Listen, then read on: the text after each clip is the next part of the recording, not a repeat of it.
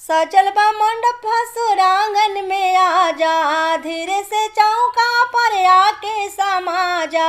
सजल बा मंडप सुरांगन में आजा, धीरे से चौका पर आके समा जा। जो हतारा आंगन में आजा, पियले बड़ा होका।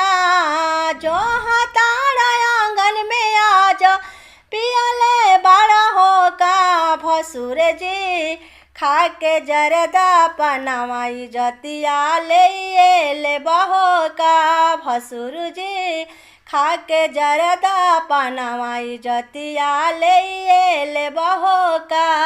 ऐसे नया आंगन में इज्जत डुबावो, मंडप में अबो से डलवा चढ़ावो।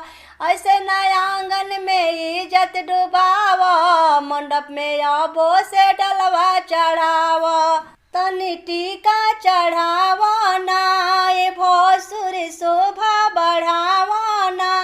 दीदी के हारावा चढ़ाइए दे बहो का। भसुर जी खा के जरदा पनवाई जतिया ले बहो का। भसुर जी खा के जरदा पनवाई जतिया ले बहो का। देखी मुहूर्त भसुर झुमका चढ़ावा, सुन भसुर जी शोभा आंगन के बढ़ावा। देखी मुहूर्त भसुर झुमका चढ़ावा, सुन भसुर जी शोभा आंगन के बढ़ावा।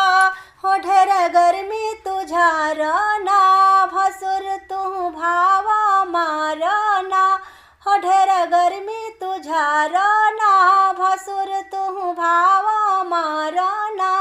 सुनाए भसुर जी कंगनवा चढ़ाइए दे बहो का। भसुर जी खा के जरदा पनवाई जतिया ले बहो का। भसुर जी खा के जरदा पनवाई जतिया ले बहो का।